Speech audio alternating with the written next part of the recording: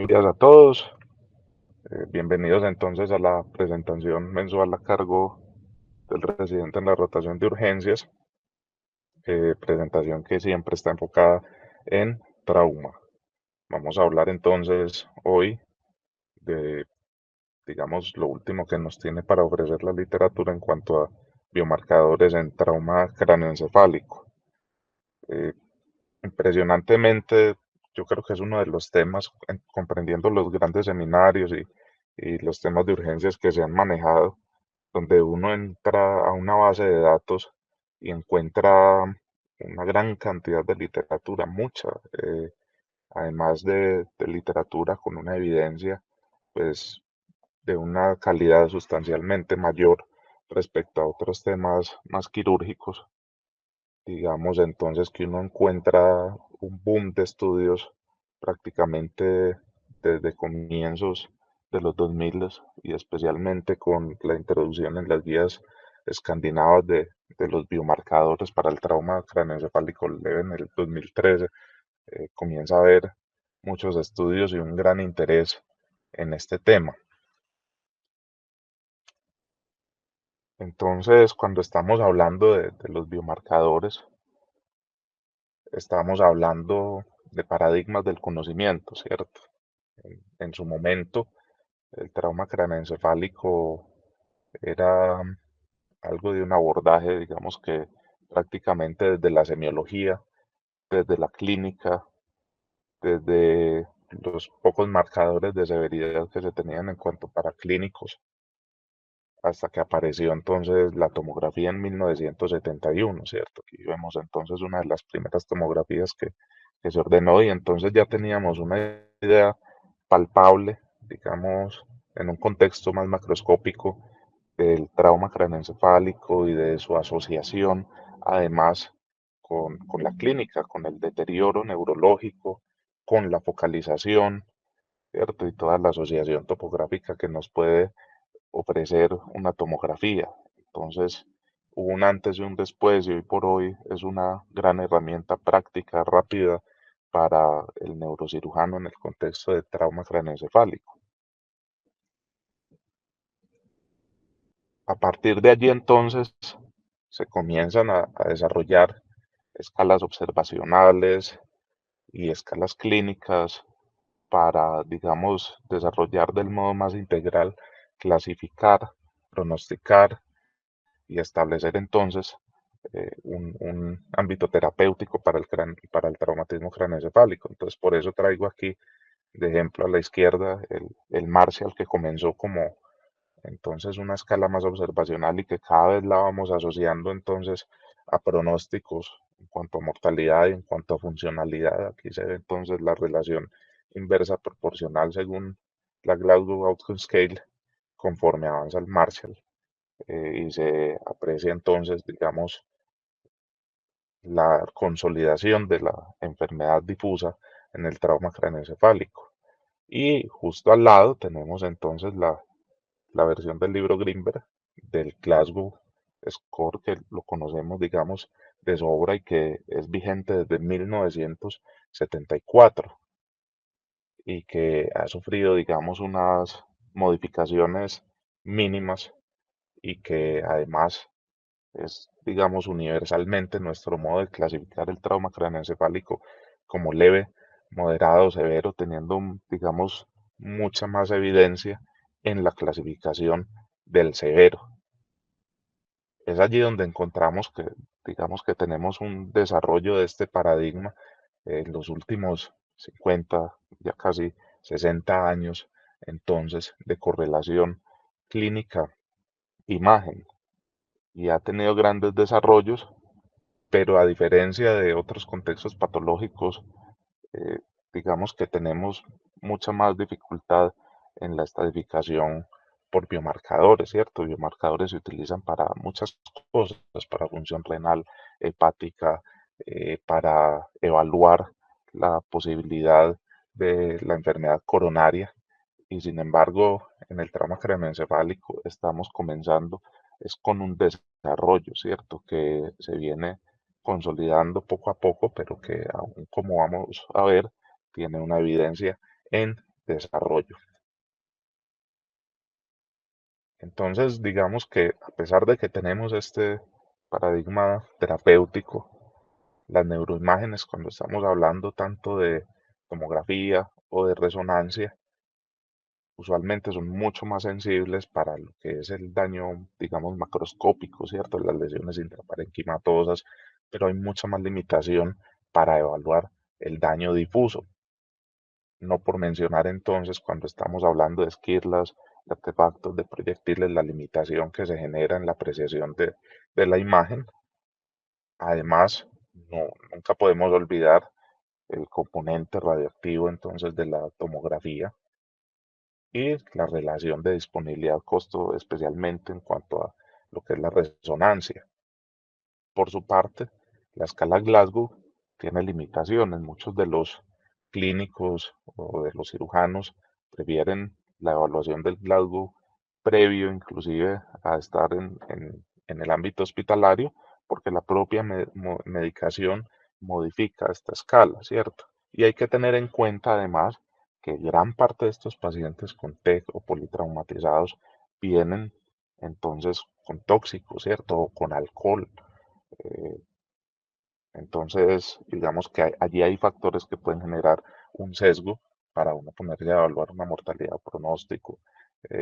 No por mencionar entonces que se pueden haber encefalopatías de mucho tipo, especialmente la hipóxica y que la propia inestabilidad hemodinámica de pacientes que muchas veces tienen politrauma asociado, entonces influye mucho en la evaluación del Glasgow. Aún más crítico es cuando, como decíamos ahorita, sabemos que el Glasgow tiene una mayor evidencia en la evaluación del TEC severo, pero la mayoría del trauma encefálico es leve o moderado, lo que no quiere decir que no haya unas secuelas, que no haya un riesgo de progresión o que no haya una mortalidad según la cinética y las particularidades de este trauma, ¿cierto? O sea, entonces aquí aparece el concepto de los biomarcadores, como esas estructuras moleculares que tienen una aparición, un desarrollo que puede ser desde minutos hasta meses, de acuerdo al daño que sufre el encéfalo, que puede ser daño primario, ¿cierto? Que puede ser primordialmente axonal, que puede ser entonces desde la apoptosis o puede haber desmielinización, ¿cierto? Pueden ser marcadores también para evaluar la neuroregeneración y dependen obviamente entonces de ese daño primario, el establecimiento del daño secundario, pero también de factores como la ruptura de la barrera hematoencefálica, también de otros factores, especialmente cuando lo estamos buscando en sangre, como es el aclaramiento renal. Y algunos se van a ver naturalmente mucho más en el líquido cefalorraquídeo y dependiendo entonces de su tamaño molecular, de la disfunción de la barrera hematoencefálica, los vamos a observar en distinta proporción en la sangre o vamos a ver que pueden ser producidos por otras estructuras del cuerpo que nos pueden entonces generar un sesgo en la evaluación. Básicamente el principio de esto es que la microglia y los astrocitos responden entonces a esos antígenos que son generados por el daño y tenemos una elevación inicialmente de unas proteínas de fase aguda, ¿cierto? Ahora, uno de los retos en el traumatismo craneoencefálico es que per se la inflamación generalizada,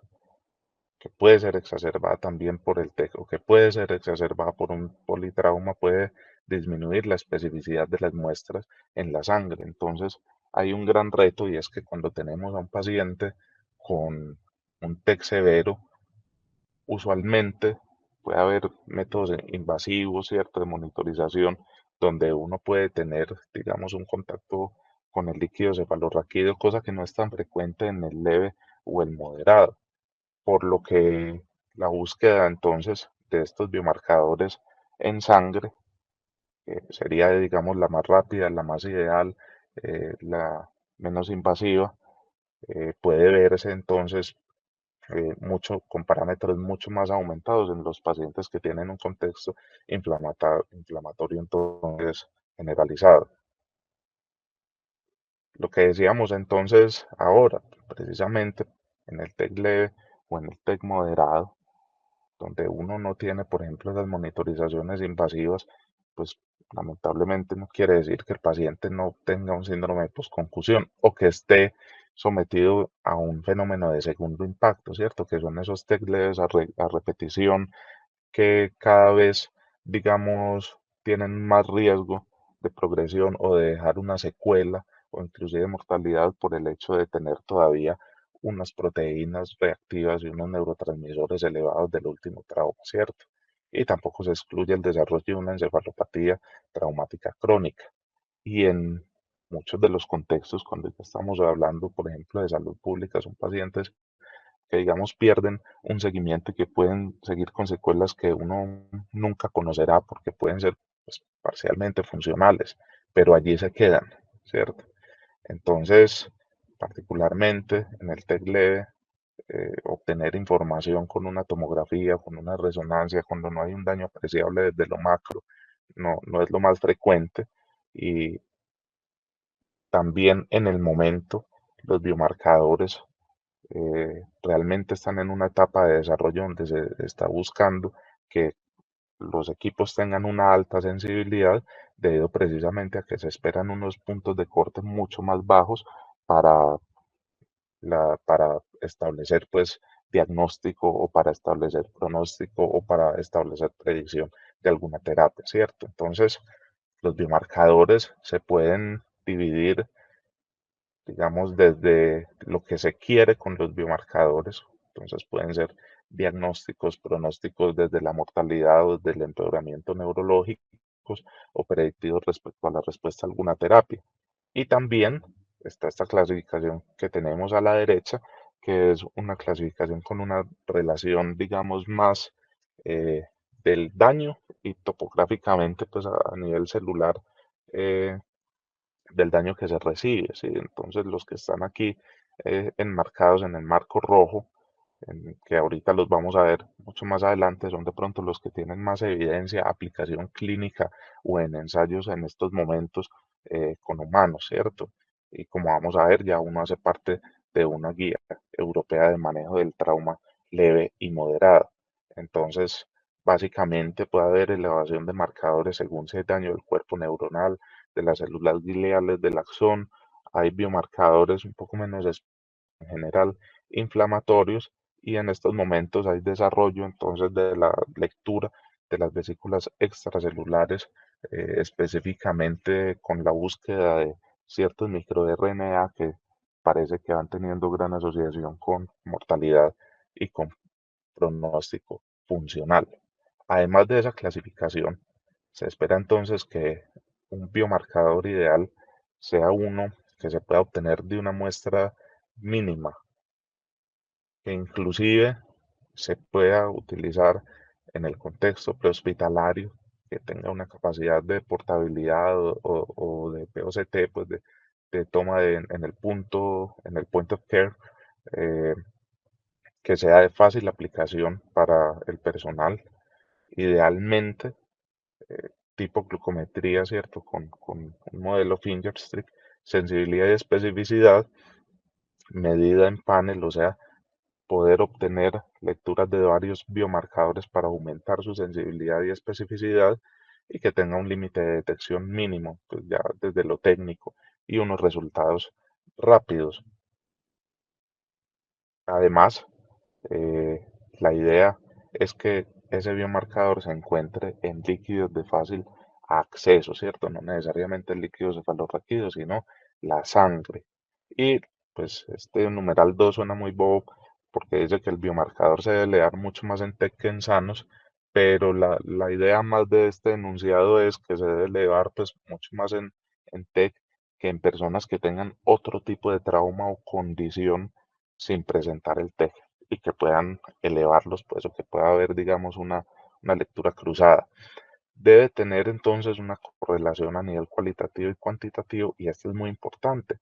Ya tenemos unas herramientas diagnósticas establecidas con las que trabajamos desde lo clínico y desde lo imaginológico. Y lo ideal es que sobre estas herramientas sobre las que tenemos evidencia y además conocimiento y aplicación empírica, tengamos una asociación además con los biomarcadores.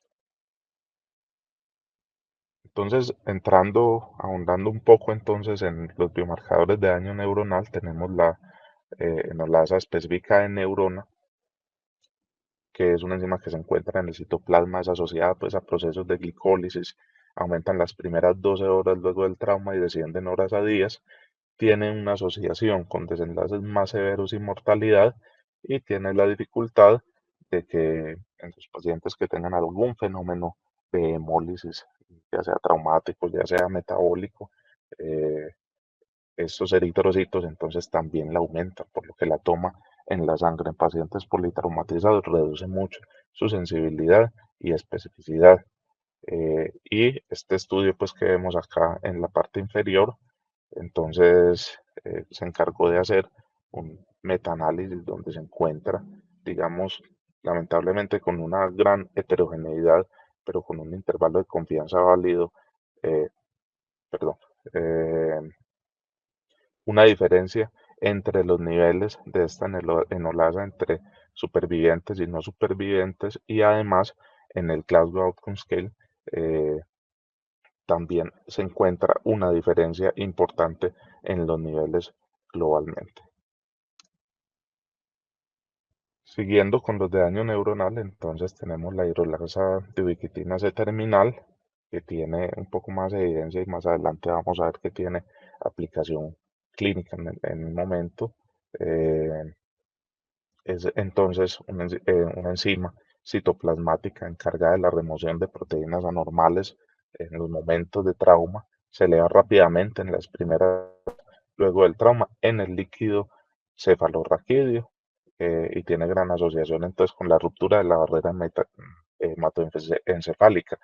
relación con severidad y malos desenlaces. Y si en menos de esas 6 horas hay un aumento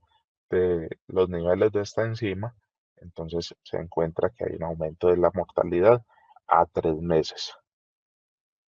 como podemos ver acá entonces en la comparación, eh, en las 6 horas luego del daño. La Calcium Binding Protein, la S100B, entonces ya se encarga de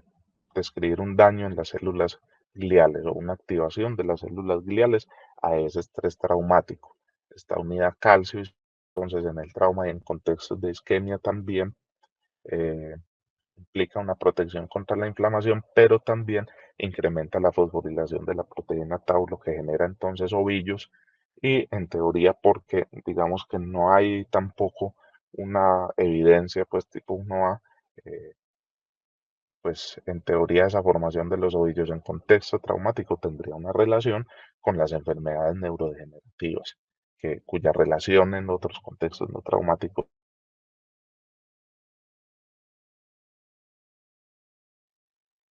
la severidad de desenlace y el aumento de mortalidad, y es un predictor de síndrome postconcusión en el TEC leve.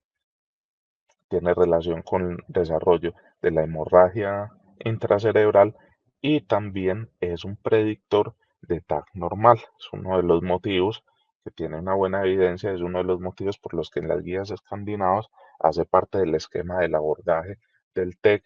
leve y moderado, con la dificultad también de que cuando se toman sangre y el paciente tiene politrauma, entonces hay tejidos como el músculo cardíaco o el músculo esquelético que pueden generar liberación de la proteína pues unidora de calcio. Digamos entonces que por eso mismo entonces se encuentra esta dificultad, donde de verdad que definir entonces una supervivencia en los pacientes que tienen con trauma en la cabeza o no tienen trauma encefálico, eh, pues sin importar eso, la elevación de esta enzima entonces genera una disminución en la supervivencia, ¿cierto? Entonces sí tenemos una asociación con mortalidad, pero es en todos los casos. Entonces el gran valor realmente que tenemos con esta proteína es que si no la encontramos, nos está hablando definitivamente de un TAC que con una gran posibilidad va a salir normal y de hecho se prescinde sin otros signos de alarma como vamos a ver adelante, entonces de la tomografía, basándonos en el nivel de esta proteína según las guías escandinavas. Otra proteína que tiene mayor evidencia y tiene aplicación clínica en el momento, pues aprobada pues, por la FDA, sería la Glial Fibrillary Acidoprotein, eh, y es un filamento pues, relacionado a la astroglia que también tiene producción a nivel entérico y a nivel periférico en las células de Schwann, pero que tiene gran correlación con la severidad del trauma y que también tiene, igual que la SB100, la capacidad de predecir una resonancia normal o anormal, según su nivel. Es también un predictor entonces en desenlace cognitivo y psiquiátrico, ¿cierto? Aquí se ve entonces una elevación importante en un número N. Este fue un estudio que se hizo sobre más de 200 pacientes con un control de 49 pacientes sanos y los otros estaban entonces en resonancia y tomografía positiva, resonancia y tomografía negativa y resonancia y tomografía eh, negativas,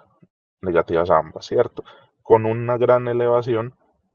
cuando teníamos alguna de las dos imágenes, entonces positivas, o las dos, pues, obviamente. A nivel de daño axonal, entonces se evalúa también la proteína de neurofilamento, que digamos que tiene tres unidades polipeptídicas que son la liviana, la media y la pesada,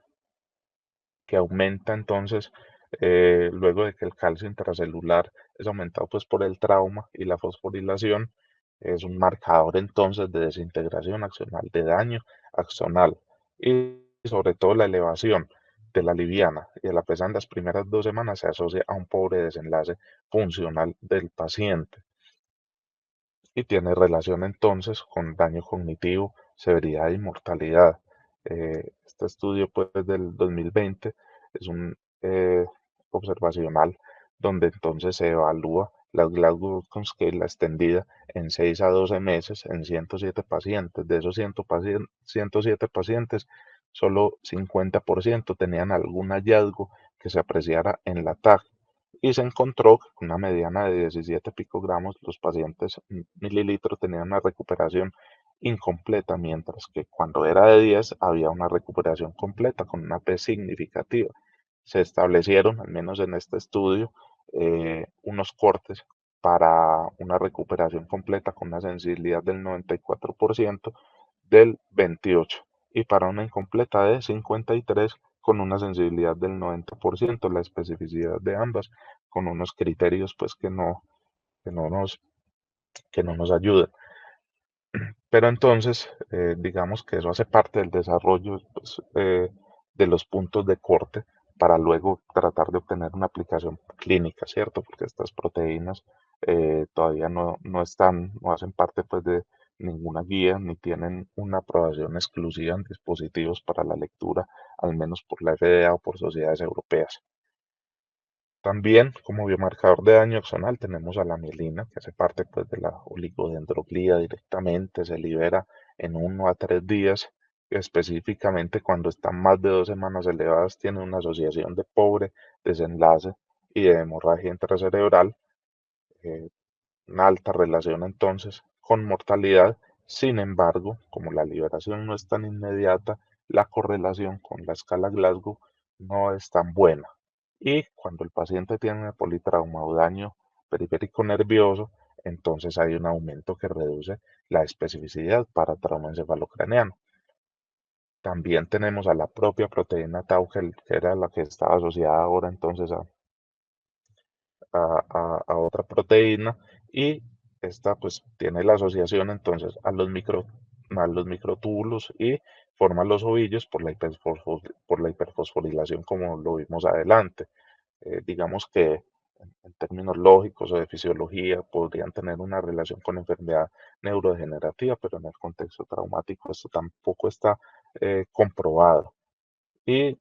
también se ha encontrado que cuando hay un pico sérico que persiste por más de 2 días luego del TEC, hay una relación, eso sí, con desenlace y mortalidad. Si bien en los contextos, por ejemplo, de TEC leve y moderado, no hay una relación con un síndrome con postconcusión o relación con TEC.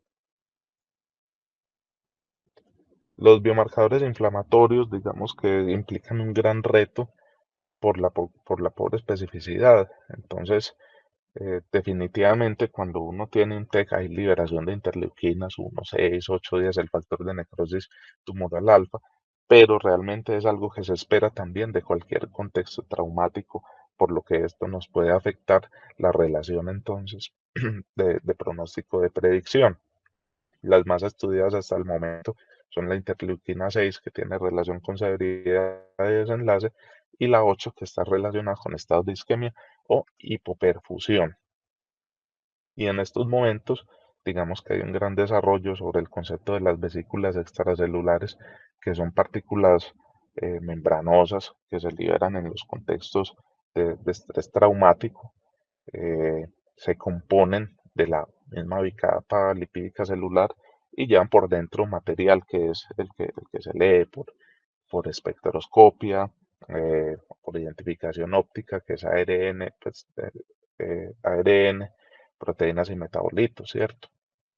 Tienen distintos tamaños, ¿cierto? Son partículas grandes, y lo que se encuentra, lo que más se evalúan son los cuerpos apoptóticos, las microvesículas o los exosomas, tomando gran fuerza en los últimos 2 años los exosomas y la evaluación entonces de segmentos de ARN que pueden contener. Particularmente los que vemos acá, entonces vienen, digamos, en panel, tienen un área bajo la curva importante, cercana a 0.9 y una sensibilidad cuando se evalúan los tres con especificidad del 100% y relación con TEC severo. Y también tenemos los que tenemos acá, el ARN92A, que hace parte, pues está contenido en exosoma y se busca en exosoma, y el ARN el 320C, entonces también se asocian y se han estudiado en panel con una buena área bajo la curva, siendo el 320C asociado entonces a TEC moderado mínimo. Al lado de eso, entonces, digamos que tenemos una clasificación de etapas tempranas que están en desarrollo, de métodos de detección de biomarcadores que en el momento están en ensayo, sobre todo pues en animales, ¿sí? Y digamos que todo está muy llevado o muy enfocado a hacer una evaluación entonces por panel para aumentar la sensibilidad, para disminuir el tiempo de análisis, ¿cierto? Entonces, aquí tenemos un ejemplo pues de detección electroquímica donde está la proteína unidora de calcio, el factor tumoral alfa, eh, y tenemos un tiempo de análisis de 33 segundos, ¿cierto? Son tiempos que cada vez van disminuyendo y un volumen entonces de ejemplo de 100 femtolitros, ¿cierto? O sea, la idea es que sea cada vez mucho más mínimo, ¿cierto? Eh, Llevarlo a 50, 100 femtolitros, análisis que sean inferiores a 15 minutos y con unos límites de detección bajos y rangos amplios para aumentar entonces su sensibilidad. También se pueden detectar entonces por detección óptica, y todavía están en etapas tempranas el desarrollo entonces de la lectura de la interleuquina 6 y de la interleuquina 8, con unos tiempos de análisis que de todos modos son largos y pues inclusive son más largos que una tomografía que se puede obtener rápidamente en el contexto entonces de trauma. Y en etapas avanzadas, o sea, dispositivos de uso comercial o de uso en ensayos clínicos humanos, entonces básicamente tenemos tres, ¿cierto? Que sería el dispositivo entonces Banyan, que es por detección óptica de quimioluminiscencia, requiere también pocos ventolitros, 250, se demora lamentablemente entonces más de 2 horas para entonces tener una detección, pero es uno de los que ha sido aprobados por la FDA y lleva 4 años en uso clínico, indicado en mayores de 18 años que tienen TEC leve. Y como habíamos visto previamente, entonces es un marcador de TAC anormal o normal. La de Abbott, que es el ISTAT Alinity, entonces también es por detección electroquímica, requiere aún menos ventolitros entonces para obtener un resultado y es un tiempo de análisis mucho más largo. Y entonces también tiene una relación con un TAC positivo o negativo, por lo que podríamos excluir en contextos leves o moderados la necesidad del mismo. ¿Cuál es el problema? No, en el momento requiere plasma, o sea, es una muestra de plasma lo que se necesita extraer o separar para poder ser utilizado fiablemente. Y en estos momentos hay una fase de POCT, de Point of Care, eh, en desarrollo para muestra de sangre.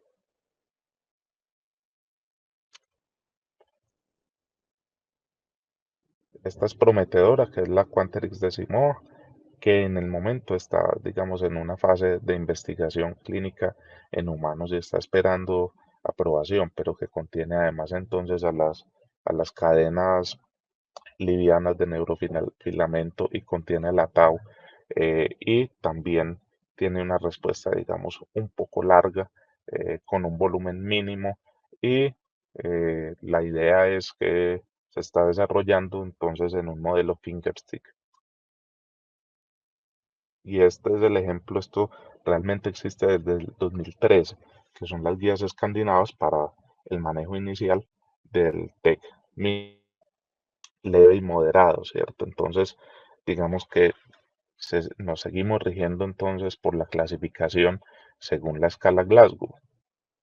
pero entonces comienzan a aparecer en el contexto eh, de TEC leve los contextos de alto, medio y bajo riesgo. Particularmente entonces aparece en el escenario de un Glasgow 14 o de un Glasgow 15 con episodios de emesis o con sospecha o confirmación de pérdida de conciencia en algún momento, entonces aquí aparece la proteína unidora de calcio. Entonces, y aparece para qué, para lo que decíamos, vean el segundo paso entonces del uso de la proteína. El nivel, ¿cierto? Elevado, entonces nos lleva a realizar una tomografía. Esto cobra mucha importancia, como mencionábamos al principio, la epidemiología, digamos que demuestra que el 90% aproximadamente de los TEC son leves o moderados, ¿cierto? Entonces, cuando ese componente es tan grande y tenemos un biomarcador que con sensibilidad nos puede predecir si yo le tomo a un paciente una tomografía, va a ser probablemente anormal. Entonces podemos, al menos en este caso, de bajo riesgo y con estos criterios, disminuir el uso de la tomografía, que como sabemos, pues tiene entonces un factor que es la radiación. De todos modos, entonces, hay un gran reto. Como vemos, esta es una guía que implementó el biomarcador, pero estamos hablando de ya casi 10 años desde su desarrollo y a pesar de que hay dispositivos aprobados por la FDA, digamos que no hay una inclusión o una recomendación de expertos en el manejo eh, de los nuevos biomarcadores. Entonces, los retos siempre van a ser el desarrollo de evidencia, pero también, pues al lado de eso, la correlación de la clínica, de la imagen, del tratamiento y del pronóstico con los biomarcadores, ¿cierto? Cuando estamos hablando de la clínica, estamos hablando del Glasgow, de la imagen, estamos hablando de la tomografía, la resonancia, cuando estamos hablando del pronóstico, pues es el pronóstico con el que las escalas con las que más medimos el desenlace funcional de los pacientes, que sería la Glasgow Outcomes Scheme extendida, ¿cierto? Entonces, ¿cómo aparece esa correlación adecuada con el desarrollo de los estudios? Ahora, al menos en el contexto de nosotros, la disponibilidad y el costo-beneficio de estos dispositivos, pues no es que tengamos una aplicación en la práctica de los mismos, Ayer en la tarde noche estábamos comentando con los compañeros pues que tienen el privilegio de estar allí en Cali en el Congreso de Medicina Intensiva que alguno de estos marcadores se estaba utilizando y que se tenían respuestas en 18 minutos, pero no alcancé a escuchar cuál biomarcador. Llegué tarde a eso y la verdad no encontré que tuviéramos un uso clínico en Colombia de alguno de los biomarcadores. Eh, pero la invitación es que cuando tengamos la disponibilidad de estos mismos, se vuelve muy importante en nuestro contexto epidemiológico, entonces encontrar esa correlación que tengan con las herramientas ya establecidas en nuestro paradigma de manejo de hace 50 años, ¿cierto? O sea, si los biomarcadores van a disminuir el uso de la tomografía o el uso de la resonancia, o nos van a ayudar a tomar decisiones con base en el pronóstico, entonces se vuelven muy importantes para el manejo integral del trauma encefalocraneal. Eso era lo que les traía hoy. No sé si tienen dudas o si alguno de los compañeros de Cali está de verdad que escuchó ayer respecto al manejo de biomarcadores aquí en Colombia. Sería muy interesante un aporte.